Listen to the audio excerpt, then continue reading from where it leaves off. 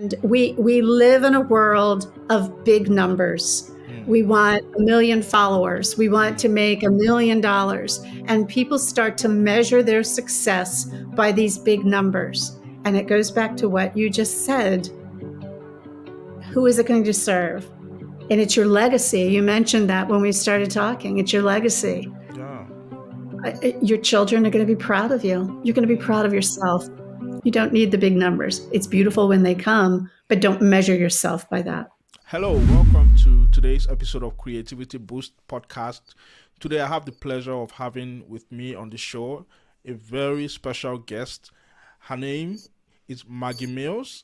She's a veteran in the writing industry and she's a ghostwriter with tons of years of experience, if I can use that phrase.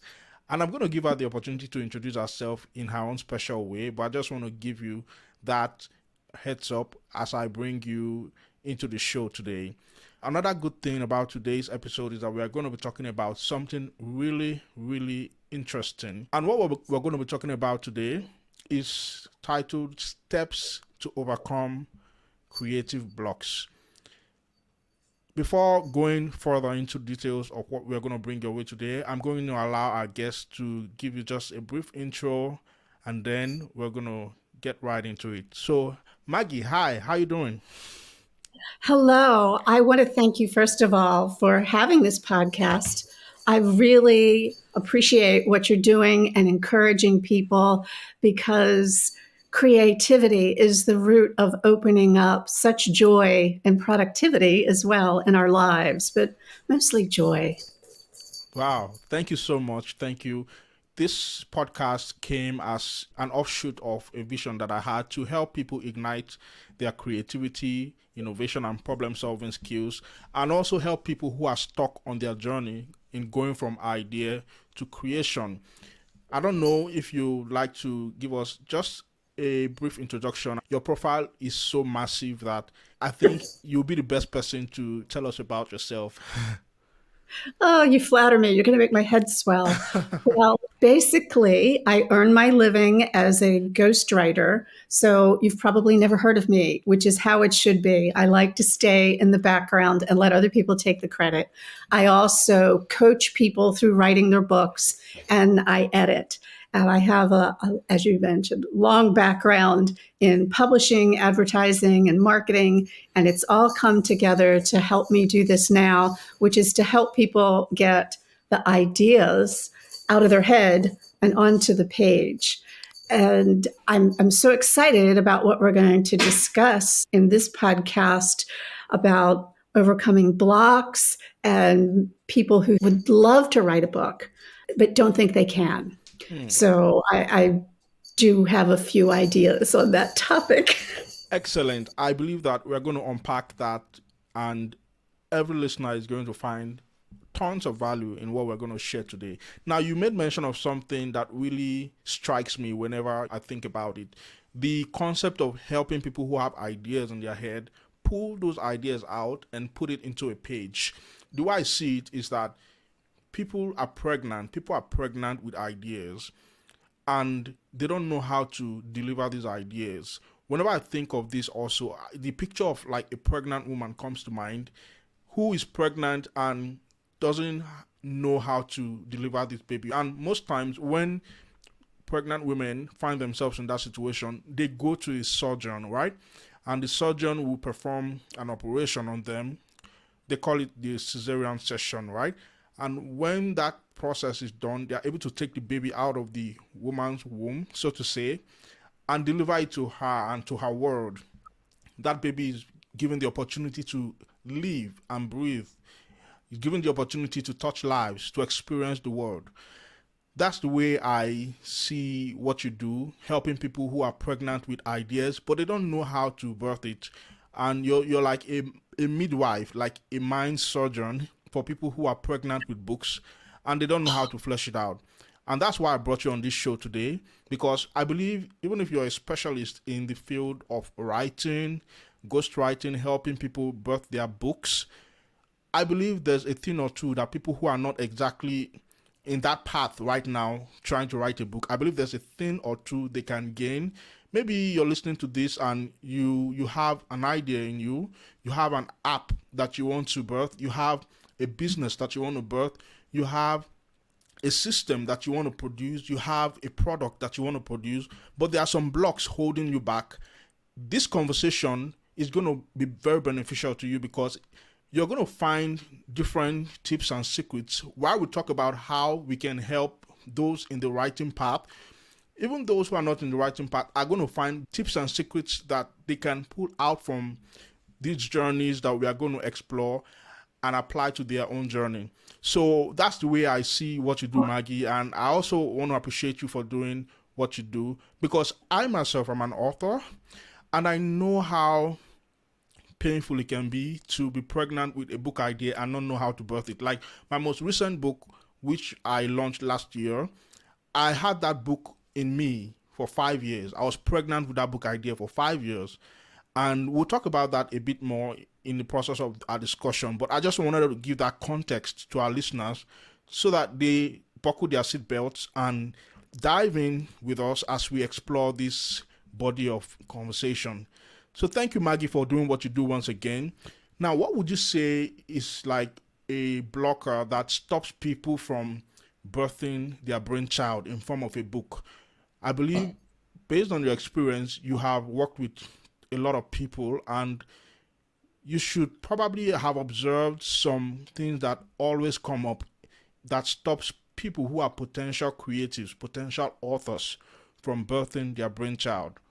What would you say about that? They are self sabotaging. They block themselves. They come up with reasons on the outside why they can't do it. Well, I work or I'm a parent. I'm not a writer. I didn't study English in school. I don't know how to be a writer. At the base of all of it, they they stop themselves. They they have the ability. They just need the belief in themselves. And a lot of people will stop themselves. I work with people who have ADD or dyslexia, and any type of communication difference poses another challenge. But these are challenges that can be overcome. And you won't write your book until you make it a priority. Because when it's your priority, you can't not write your book. Unlike, and I like your analogy about giving birth. I actually gave birth. And during the process, my thought was, I am not getting out of this now. I have no choice. This baby is going to be born. I am along for the ride. And for some authors, that is their experience. And they still need help. I loved what you said about mind surgeon. I'm going to be using that. Thank you. And for the birth of my son, I was assisted by midwives. Wow. So the parallel there between your version of giving birth to a book or any type of creative product or human is that we don't have to do it alone. Awesome. Yeah, we don't have to do it alone. You know, people often think that because you have an idea, you have to run with it to the end and figure everything out yourself. And because of that thought, they get overwhelmed and they hold themselves back. They try to figure everything out first. They want to have the complete puzzle all figured out. They want to know how they're going to get every cent, every penny that they think they would need to fulfill their ideas. They want all the personnel they think they might need to line up first. They want the buildings that they think they may need to be available first. And so they never take the first step. And that causes them to hold themselves back. So, how do you help people who have this capacity to be more, even in the field of writing, even in the field of being an author? How do you help these people to believe in themselves? Because that's one thing that stood out from your response. You said most of these people, they can do it, but they do not believe that they can do it. So how do you make someone who intrinsically is wired to be creative or is wired to be an author of several books but has not even written one yet, or has not even published one yet, how do you cause those people or help those people to believe in themselves to start with? Well, I would say reflect on your life. You've had wins to be alive and breathing and functioning and considering writing a book. So look on the things that you have already done, the things you have already overcome. Have you finished school? Are you a parent? That's a tremendous accomplishment and a lot of work. Maybe you volunteer. There are already so many areas in your life you are accomplished, you've overcome, you're winning. You can take that energy, that drive, and apply it to writing a book or other creative outlets that you're talking about. I think people, especially with writing, they have a preconceived notion of what a writer is because Mm, we see it in television and in the movies, and they're not that. Well, we aren't like the people on television and movies. And we don't have the money to go off and stay in a chalet for 6 months and write our book. And people are writing in coffee shops, and so you need to get rid of the preconceived notion of what an author and writer is, and not get hung up on what you think the process is, because a number of people, they've started looking into it and they're looking online. There's a million people out there, and YouTubes and books and webinars and programs to tell you how to write. This is the process doesn't work for everyone. mm, And so don't limit yourself by that. Um, I'm thinking specifically of many people have the idea that it needs to be like holding down a job. mm, I have decided that I'm going to get up at 5 a.m. every day, and I've made an office space for myself, and this is where I do my writing, and I'm a serious writer, and I'm going to go in there and I'm going to lock the door and I'm mm, going to write for an hour. Well, that kind of puts some pressure on, doesn't it? mm, I know someone who did something like that. She is already a published author, and she was writing her second book, and she decided, I'm gonna, I'm serious now. She rented an office outside of her home. She found a wonderful space. It was convenient on the second floor in the back. It was quiet. She furnishes the office. She's got everything, she's got the computer and all the stuff, and it's all set up. And she goes every day to this office and writes nothing. One afternoon, she's exasperated. She goes, I need a break. I'm going down to the coffee shop. She wrote her whole book in the coffee shop. wow. Quiet did not work for her. Mm, There was something about the constant hum of humanity mm, that enabled her to focus. mm, Sometimes silence leaves us too much in our head. mm. But if there's sort of a drum going on around us, I know it doesn't make sense, but for the people that work well that way, like I can't edit with any music or television on, but I know people who do, Yeah. because when I'm editing, I hear the words that I'm Mm, reading. I hear the voice of the author, mm, and I can't have a television on. So again, everyone works differently. So get rid of the expectations and start finding methods that work for you. It's especially if you're a number of adults, especially over the age of maybe 40, 50 years old, they have undiagnosed learning and communication differences. They have ADD, ADHD, dyslexia, and they've never been told they have this. They've been compensating their whole lives. They just know I hate reading, or I can't stand to read these reports, or I don't like meetings. Some it's people with hearing differences. Communication is very challenging for them. It gets very frustrating, and all of these things will discourage people from writing books. But thankfully, there's so many tools now to help people work around that. And I don't even like the term workaround, because if it's your style, use it. Around is somebody else's style. You can still get that book written. You don't have to type it. Uh, I know a lot of people who still like to write longhand. That's how ideas flow for them. Yeah. And that engages a different part of the brain than using a keyboard. Some people like to dictate. They don't like using a keyboard or writing by longhand. They need to get those ideas out immediately from the brain to the mouth, because engaging in a manual activity slows them down.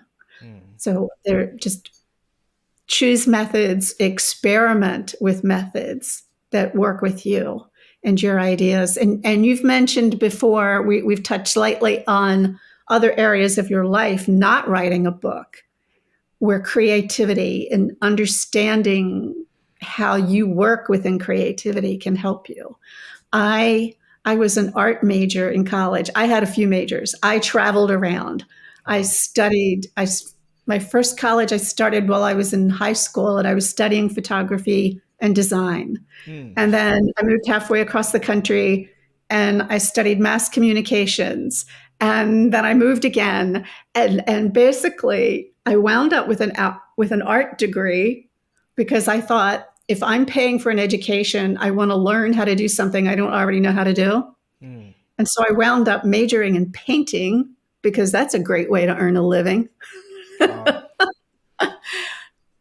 But what I brought with me through that creative outlet, I took it into the business world. I was not making paintings for the ad agency, but there's something about letting yourself go in the creative process that later on helps you with problem solving in the business world. I worked in management for a while, and there's always problems in the corporate world, but we're also trained to follow the process. And whoever trained you did it this way, and this is what the book says. Well, when you are also immersed in the creative world, especially with painting, there's not a right way to do something. You are able to look at things from a different perspective.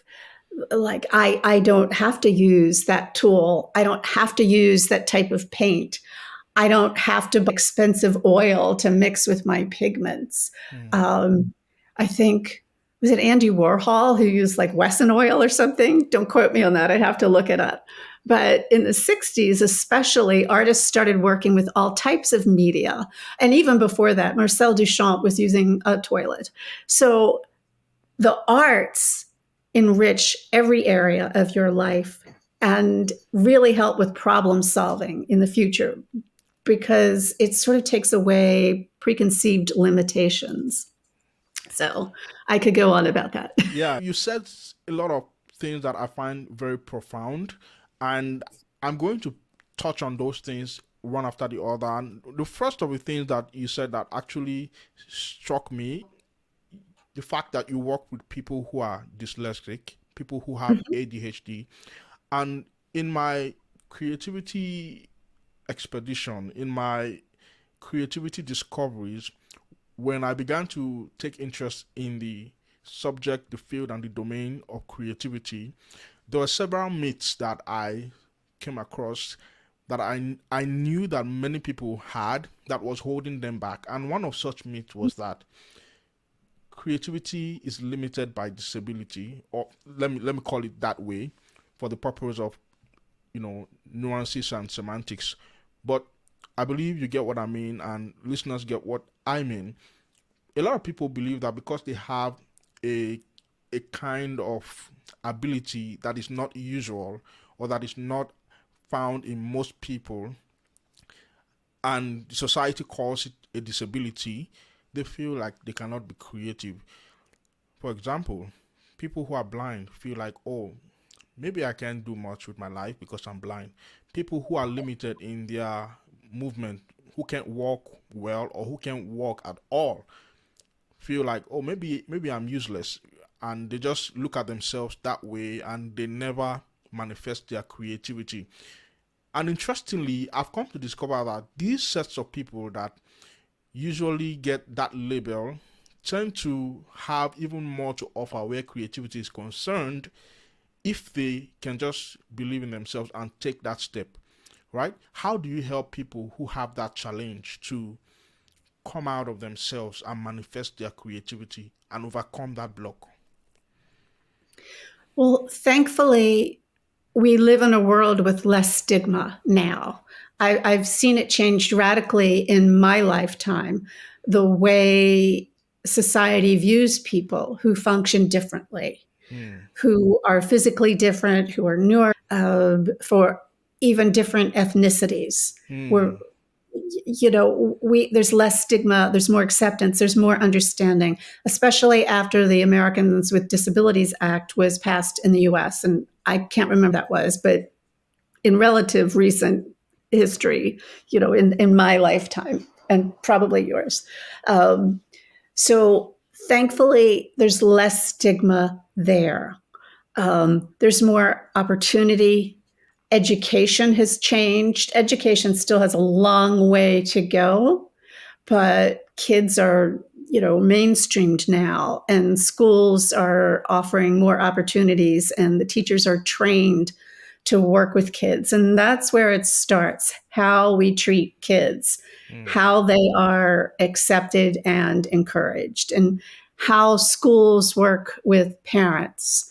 I was so fortunate to work for an educational publisher who developed a curriculum for kids with learning differences. And that, in putting that together, is where the creators discovered that in many cases, the parents had undiagnosed challenges that didn't show up because when they were in school, they were just the bad kids. Hmm. They didn't have great attention span, and they were considered dumb because they couldn't sit in their chair for a long time. And personally, I that drives me crazy. Kids can't Yeah. sit in their chair for a long time. Well, you're little humans. We're not meant to stay in one space. And so, working with this, we partnered with a school that specialized in teaching kids like this. And I went to visit this school and was just blown away by the total acceptance of people of every different type and the opportunities they had for learning in the way that suited them. So, to go back, I circled a little bit. You asked how to encourage people who are facing this. Look to your role models. We're seeing more and more, not enough, but more and more diversity in the movies. Uh, and, I guess it's kind of trite to look to movies and television, but that's what's most readily available. And it's progress. We're making steps there to see people and look around you and have fight. It's okay to have fight. Go for your dreams, figure them out, have the gumption to do it. Look for the resources. Don't be quiet and silent and hidden. Yeah, I believe as long as you have life, you have something to offer, you have something to produce, you can Mhm. create something. And in my book, when I address that myth about people who think that because you have a different kind of physical ability that people term as disability, Mhm. then you cannot be creative, you cannot do great things. I always like to refer them to other great people like Stevie Wonder, for example.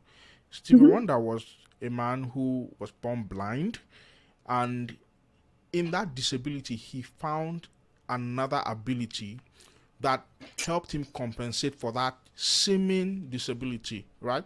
I believe the way Steaming. I God like your created us. words. Steaming. Yeah, I'm Yeah, yeah, agreeing. yeah. I'm very careful in my choice of words because I've come to discover that when someone has a dysfunction in one area in his physicality, he always has something in him that more than compensates for that thing that seems to be lacking. The onus is now on that person and the people around that person to help him discover that thing that makes him special and that can help him compensate for that thing that seems to be lacking. And having that understanding would help everyone manifest their creativity, would help everyone go through life birthing their brainchild and fulfilling their purpose in a grand style.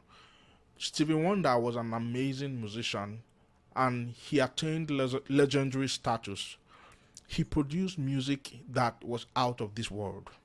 He produced music that even people who had their eyes functioning correctly couldn't even produce.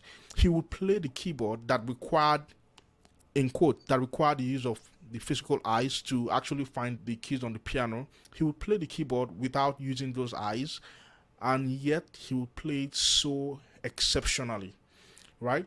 I found that so inspirational. And the moment I came across that in my study and in my interaction with the subject, I came to the conclusion that it was a big lie. It was a lie that was told us that because you were born differently, or because you were built differently, or because you had a different kind of ability that was not common, you cannot be great. You cannot manifest your creativity. You cannot birth your brainchild. You cannot have a unique idea that will serve a purpose in the world. Or because you were born with something the society has stigmatized, you cannot do great things. You cannot create value in the world. The reason why I take this school of thought very seriously is because it's going to affect the way people see themselves, and it's going to also help more people get into their creative space and dominate in their own spheres of influence. And nobody, my goal is to see that everyone that comes across me through my content, through this show, leaves with something, leaves feeling ignited, leaves feeling fired up to manifest their creativity, to birth their brainchild, to take that idea that's in their mind that they were likely going to take to their graveyards, to take that idea and bring it out and serve their community with it and serve their world with it. Having said that, I'd like to bring another question to you, Maggie. And that question goes this way: what do you have to say about people who want to write but they don't have any idea what to write, and they're like, maybe I was never born to be an author, maybe, or I was never meant to be an author? I think you mentioned something about people who think they were not meant to be an author, and to add context to that, I was once that way. I never thought I would be an author. As a matter of fact, when I was a teenager, a friend of mine told me, Daffy, you're going to write a book one day. And I said, why? Why do you think so? I laughed out loud. I thought it was flattery. But here I am. I'm an author of several books. If I was to count them, I would say 17 books. And the first book I wrote, it came just like a joke, right? It was a collection of Facebook posts that I put together and it turned into a book. So if you can publish a post on Facebook, I believe you can write a book, right? Because when I was just posting stuff on Facebook, writing articles, just sharing my thoughts on Facebook, people started asking me, when is the book coming out? When is the book coming out? And then a professor in my circle called me that one day and said, Taffy, are you writing a book? I see the things you're posting on Facebook and they appear very interesting to me, and I'm considering adding them to my training manual. But I just want to confirm from you if you're writing a book or not before I proceed with what I have in mind. And then that was when I took it seriously and I took a step back and really went back and thought about what I was doing. And I said, wow, writing a book is actually a way to crystallize my thoughts into something that would outlast me. It's a way to Mm. leave a legacy. Even though I'd never thought myself in the light of being an author, I told myself, well, it's worth giving it a shot. And that was how I ventured into writing books. And I fell in love with the the concept of being able to share my ideas without being, withheld, without being held back, without anybody arguing with me, right? And getting paid for doing that. So I said all that to just give some context. So what do you have to say to people who think they could write a book, but they believe they don't have any idea what they should write? Here's the wonderful thing about conversation. It sparks ideas, and you've sparked an idea in me, and that is, first of all, I think perhaps we might have put a lot of pressure on the individual. We were talking earlier about maybe someone who is born with differences, Hmm. whatever they are. We were talking a lot to them, like, you can do this, and look for role models. And, I participated in that. But the more you talked, the more I got to thinking, because you said the people around them. Hmm. What are the people around them doing? What are the people who are listening to this podcast who don't have those challenges? How can you encourage Hmm. the person who wants to do what you're doing? Hmm. Maybe less pressure on them and more pressure on those of us. Hmm. How are we helping someone else? How are we walking the walk? How are we modeling the behavior that someone else can use?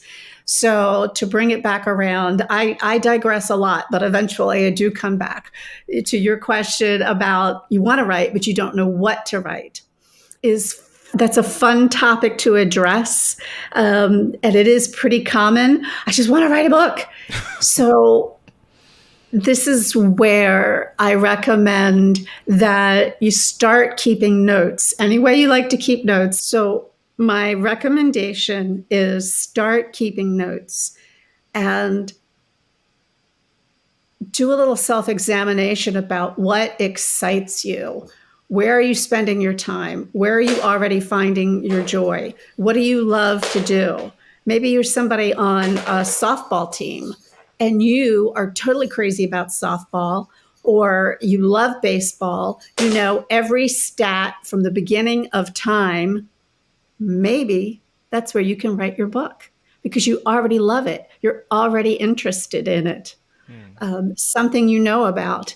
And a lot of people, like with business books, they're very into management or social media, and they'd really like to write a book, but they feel like they need to know everything in the world about that Hmm. topic to write a book.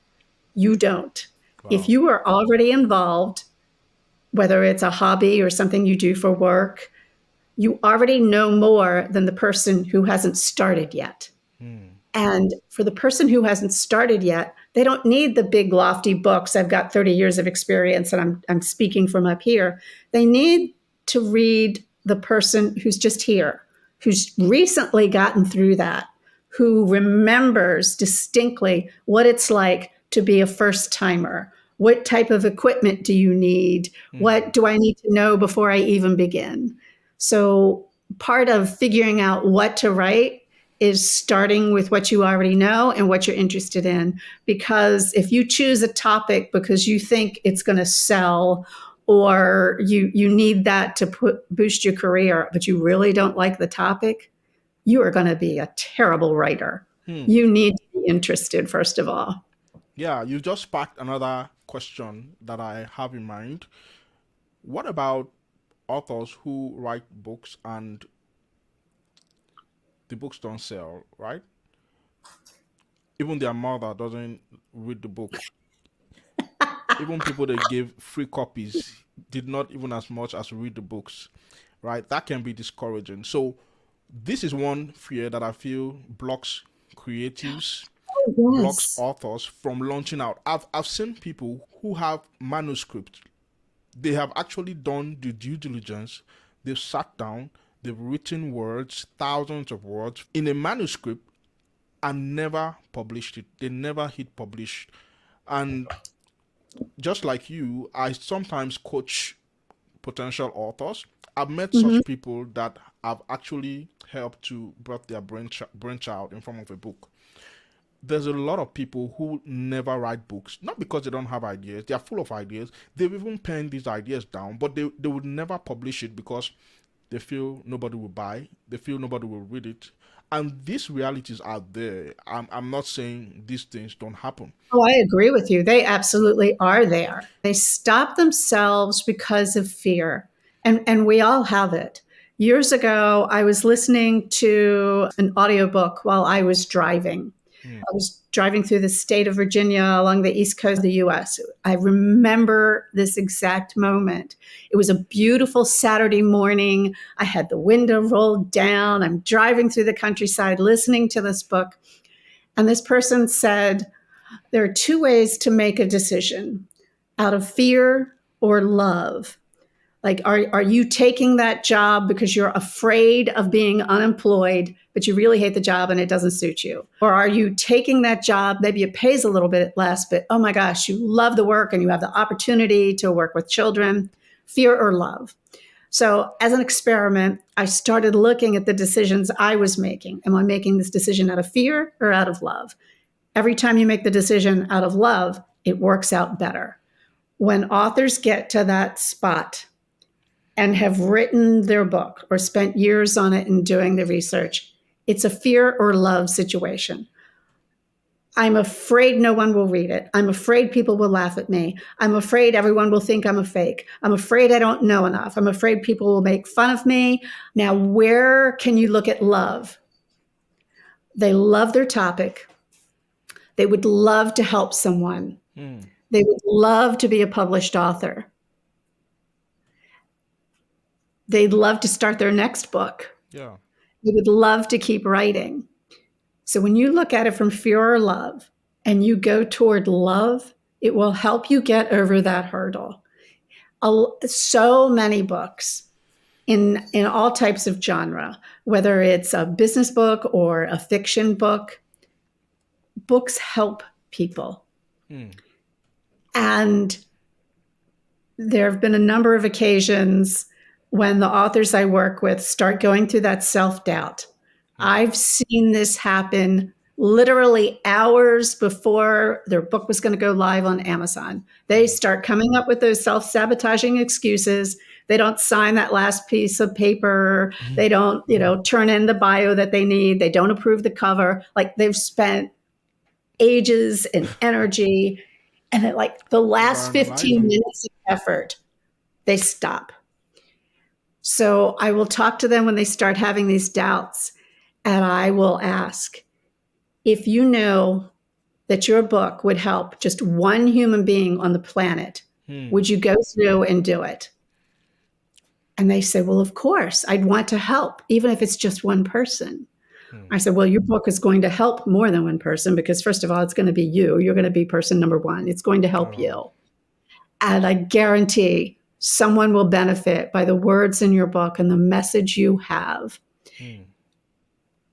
Someone is going to be helped. That gets people through. Bear in mind, you have experience, you have knowledge, you have ideas that someone else can benefit from. And that's where you need to take the leap. And I have yet to work with an author who came back after publication and said, I'm sorry I wrote that book. Wow. Quite the opposite. Everyone says, I am so glad I wrote that book.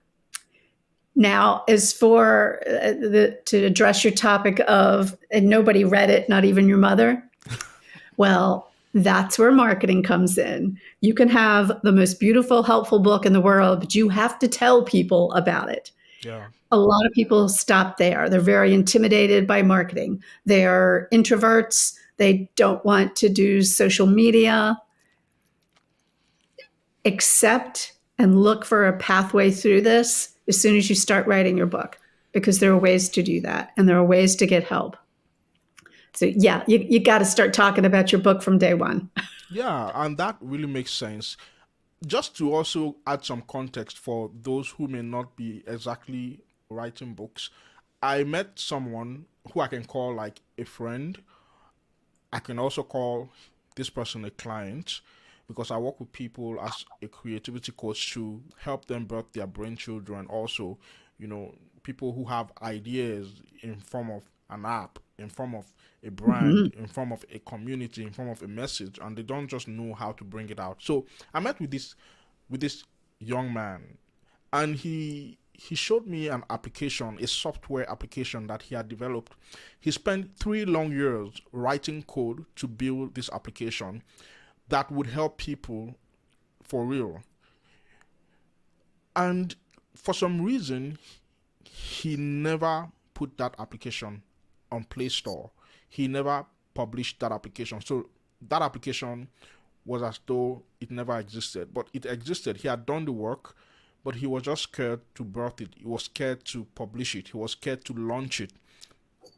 Of course, he had one technical challenge, but most of the challenges that was holding him back from birthing his brainchild, from manifesting his creativity, was mental.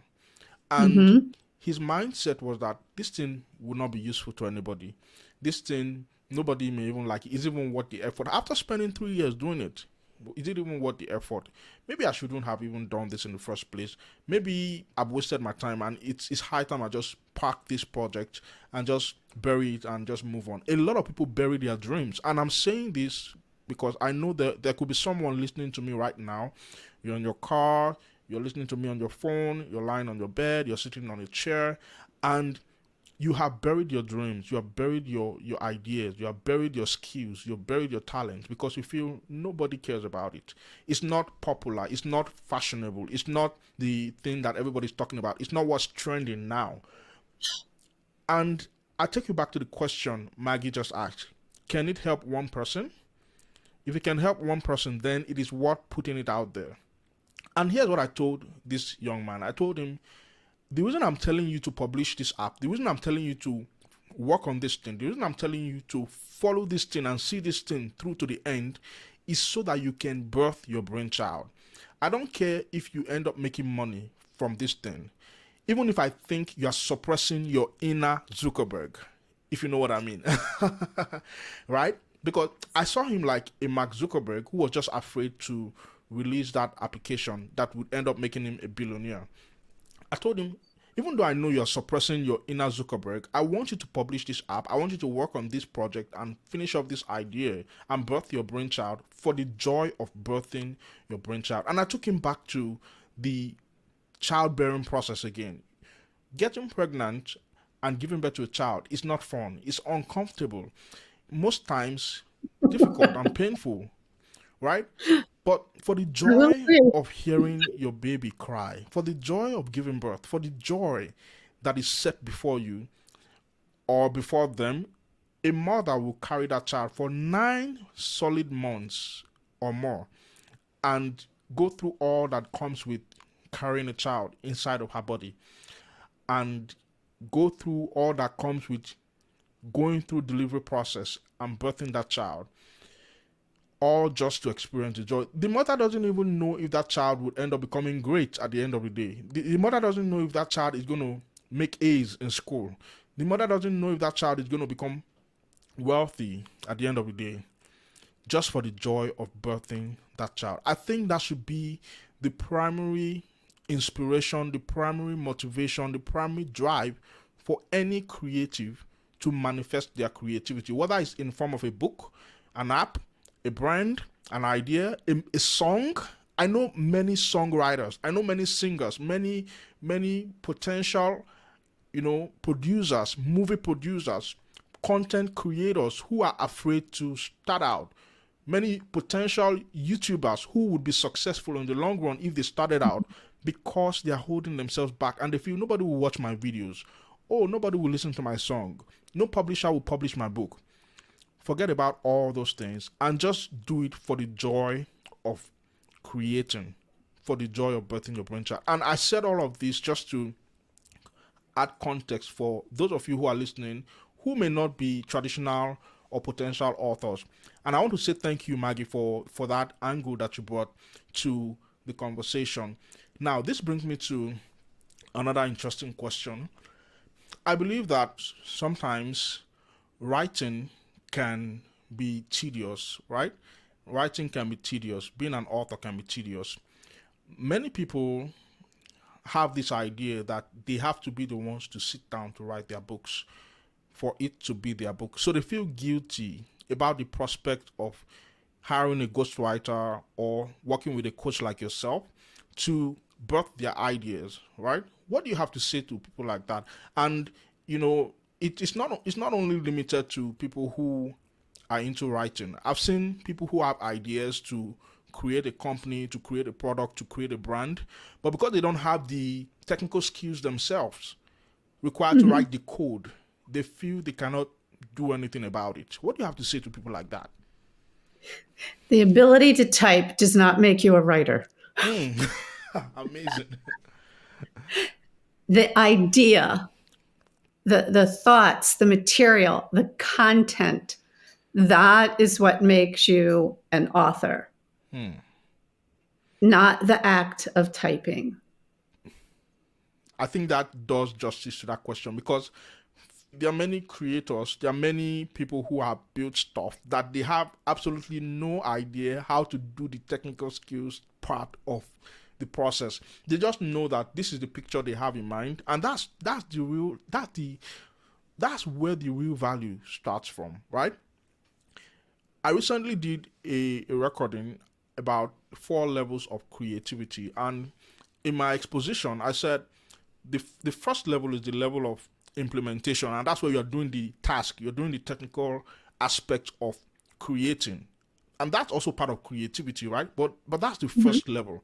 The next level is the level of unification. This stuff I'm saying now was inspired by Myron Golden, a man I also listen to from time to time. So he tagged it as 4 levels of value, but when he was sharing on that, I got inspired to also contextualize it in creativity. I'm like, there are 4 levels of creativity. So in the first level, you're doing the task, you're implementing stuff, you're doing the technical part of writing or creating your product. The next part is unification. You're managing people who do the thing for you or who help you achieve that stuff, who help you achieve that dream. The next part is communication. You are communicating your ideas or you are communicating your emotions. You are helping people get the message that will mobilize them or galvanize them towards your idea. And then the next part is imagination. And that's the highest part. That's the place where men like Steve Jobs and the writer of Harry Potter, these great people, that's where they function from. What makes you an author is the idea, like Maggie said. What makes you a creator is the idea, is the imagination that you have to see things. That's what made Walt Disney Walt Disney. It wasn't Mhm. it wasn't the technical part of creating motion pictures that made him what he was. It was the fact that he could envision something like Disney World, even when it did not yet exist, even when no one else could see it. That's what makes Mhm. you a creator. That's what makes you a creative. That's what makes you an author. You are authoring an idea. You are communicating an idea from the point of imagination. And if you don't have the implementation skills, that is not something that should stop you from manifesting your creativity, right? Because you can always unify people, you can always unify resources, mobilize people around that idea who do the implementation for you.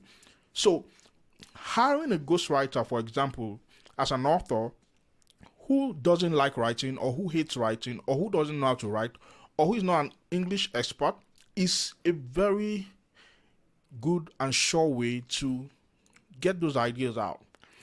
So you don't have to hold yourself back and say, oh, maybe I'm not an English guru, so I can't write. No, I think Maggie is going to drop her details, and you can find her details on the show notes. If you want to write a book, or if you think you have something that someone needs to hear, or if you think you have a story and you don't want to leave this world without telling your story, or if you Mm. know that you're pregnant with books and you don't want to take them with you to the grave, but you need a midwife, you need a mind surgeon, you need someone that can help you pull those ideas out in form of books, then you need to work with someone like Maggie. And having said that, this brings me to another point that I'd like to get your perspective on, Maggie. At the beginning of this show, I said something about how that my most recent book, which is titled Ignite Your Creativity, it took me 5 years to, complete and produce. I conceived the idea to write this book, and after I conceived the idea, a lot of things just started happening, life started happening, the demands of life started coming at me, the demands of fatherhood came at some point. So I I had that idea in my head. It's well, like I was pregnant, with this idea, but I just couldn't pull it out. I just couldn't push until a time came that I just told myself, it's not going to get easier. It's not going to get better. I'm not going to get less busy. I just have to, because I Mm, was tired of carrying that pregnancy around. So, what do you have yes. to say to people like that? Because there are a lot of people who they don't have problems with the fact that they have these ideas and they want to bring it up, but they don't just have the time. They're just too busy, to actually get these things out. Are they really too busy, or is it their priorities? Again, they need to be really honest with themselves. Are they using busy as an excuse? Look how busy you are, and look how many books you've written. Hmm. Your book was your priority. People are hiding in the laundry room while the kids are taking a nap so they can write 200 words. Hmm. When it becomes your priority, you'll write your book. And you've made me think of something else when you were talking about the fellow with the app and your multiple books. And this might work for the guy with the app as well, because I see it happen with books. You work on one book and maybe you feel sort of so so, it's okay, it's not the greatest. But what happens is that book is a stepping stone to the next book you're Hmm. really meant to write. It's sort of a trial run. It doesn't really matter to you how well it sells. In the process, you've learned that you can do it. You've learned what works for you. You've learned what doesn't. There are so many ideas that come up while you're writing book number one that make you think of book number two. Hmm. And this can apply to other types of projects people Yeah. work on. For instance, I invested a lot of time and money several years ago in learning how to develop online courses because that's something I really wanted to pursue. I wanted to put up an online course. I was doing a lot more marketing then.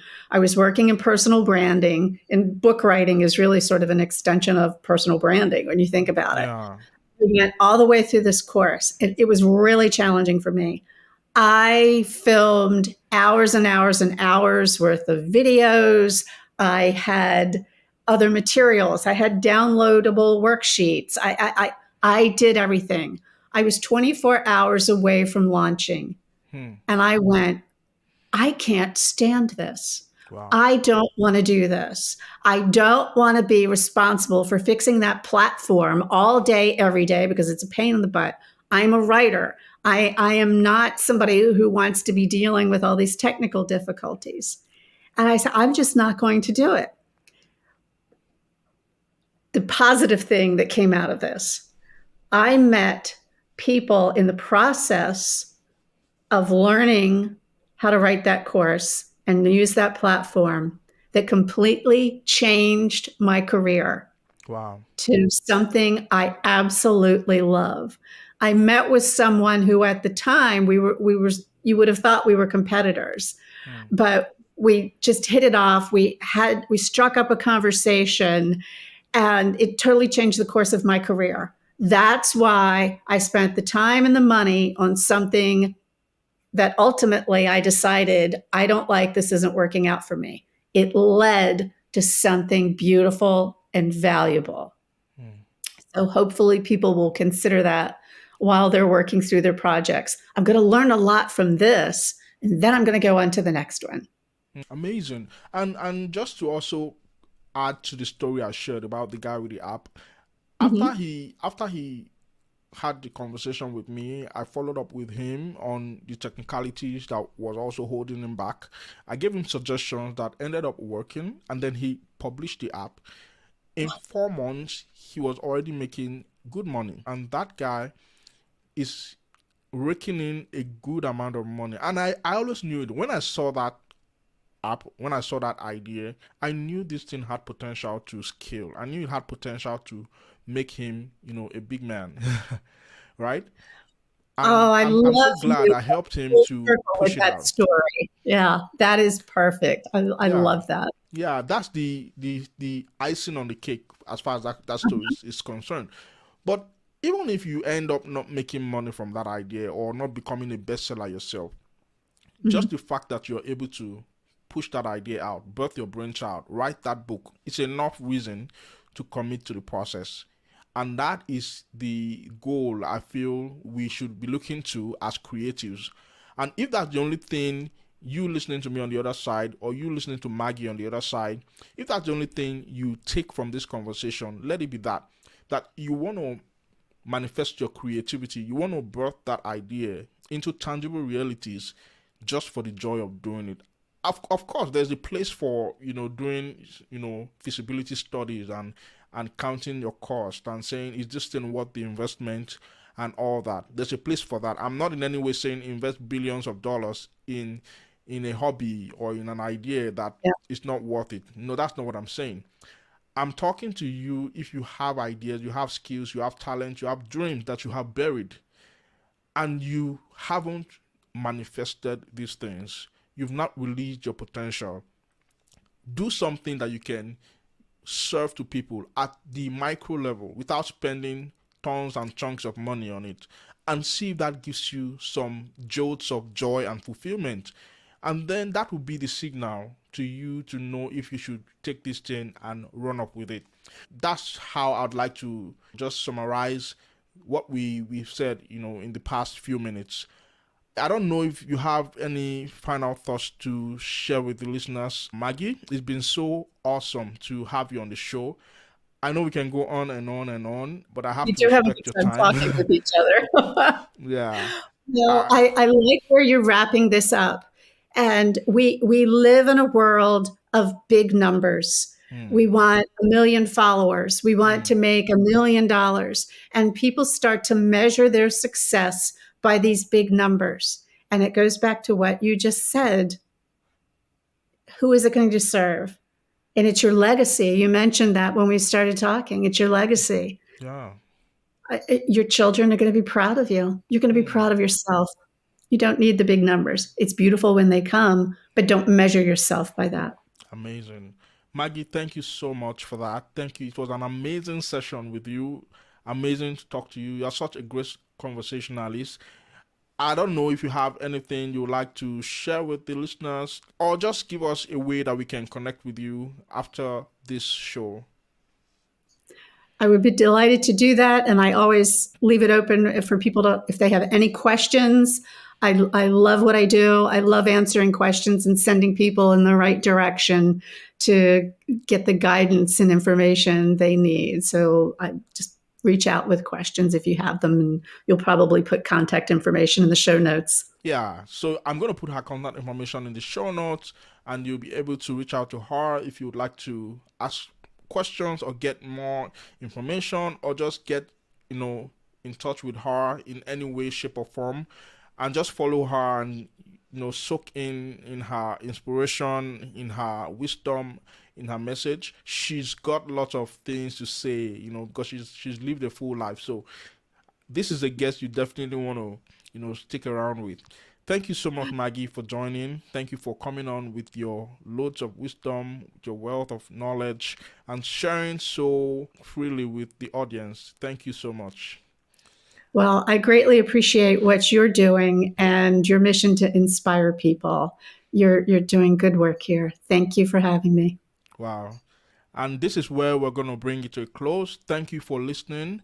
I want you to like, share, subscribe, share with a friend, share with a family, and just drop us a review if you found value from today's episode, or if you were inspired by anything that was said today.